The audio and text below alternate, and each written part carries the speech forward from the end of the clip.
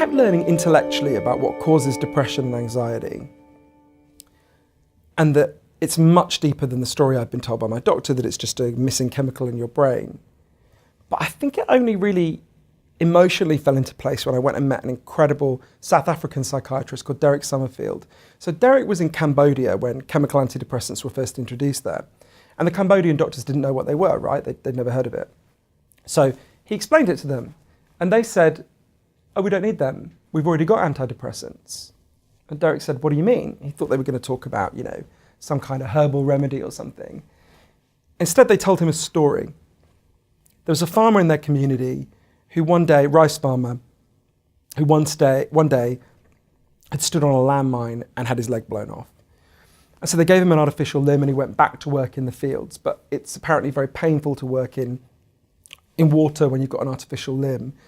And I imagine it was quite traumatic. He's going back to the fields where he was blown up.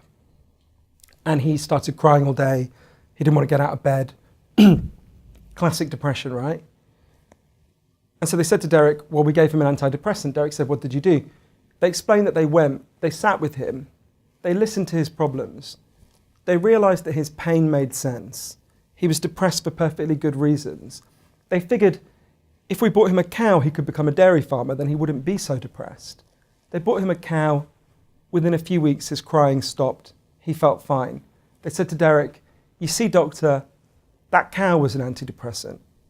Now, if you've been raised to think about depression the way that we've been indoctrinated to, that it's just the result of, there are real biological factors, but it's just the result of a chemical imbalance in your brain, that sounds like a joke, a bad joke. Gave a guy a cow, it was an antidepressant, he stopped being depressed. But what those Cambodian doctors knew intuitively is what the World Health Organization has been trying to tell us for years. Depression is a response to things going wrong deep in our lives and our environments. Our pain makes sense. As the World Health Organization put it, mental health is produced socially. It's a social indicator. It requires social as well as individual solutions. It requires social change, right? Now, that is a very different way of thinking about depression and anxiety, but it happens to fit with the best scientific evidence. And it really required me to reassess how I'd felt about my own pain and how I'd tried to deal with it unsuccessfully, and it opened up a whole different way of responding to my depression and anxiety that worked for me. And I think if it informs, as the World Health Organization says, and the UN says, if we talk less about chemical imbalances and more about power imbalances, we will get more at the heart of depression and anxiety, and we'll find better solutions. This was such a personal and difficult journey for me. There were these two mysteries that were really kind of haunting me. And it's a sign of how afraid I was to look into them that I wanted to start doing this 7 years ago. And I figured it would actually be easier to do a book that required me to go and spend time with the hitmen for the Mexican drug cartels instead, which I then did. The first was, why was I still depressed?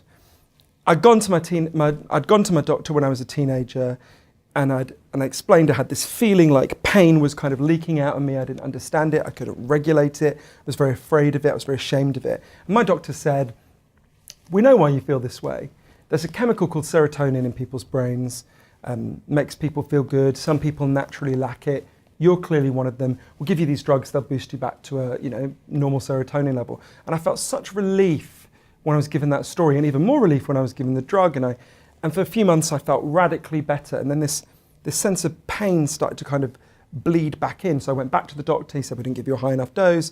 I took a higher dose, again, got a bit of relief, again the pain came back. And I was really in that cycle until I was taking the maximum possible dose for 13 years. And at the end of it, I still felt terrible. The second mystery, and to me the much more important one, is why are so many other people in our culture feeling such profound despair and anxiety? 1 in 5 Americans will take a psychiatric drug. 1 in 4 middle-aged women in the United States is taking a chemical antidepressant in any given year. And I began to think, could it really be that just so many people are just mysteriously lacking a specific chemical in their brain? Why does it seem to be rising so much if that's the cause? So I forced myself to go on this journey over 40,000 miles for my book, Lost Connections. I met the leading scientists in the world who've studied the causes of depression and anxiety and the solutions. First thing I learned is that story my doctor told me is not true. Professor Andrew Scull at Princeton University says it is deeply misleading and unscientific to say that depression is is just caused by low serotonin. Dr. David Healy in Britain says you can't even say that idea has been discredited because it was never credited. There was never a time when half of the scientists in the field believed that. Doesn't mean there's no value to chemical antidepressants, there's some value, but what I learned is, actually I had been wrong about depression all my life. Until I went to my doctor when I was a teenager, I thought it was all in my head, meaning, you know, you're weak, you're just not tough enough. And then for the next 13 years, I thought it was all in my head, meaning it's a chemical imbalance. What I learned is it's largely not in our heads. There are real biological factors that can make it worse.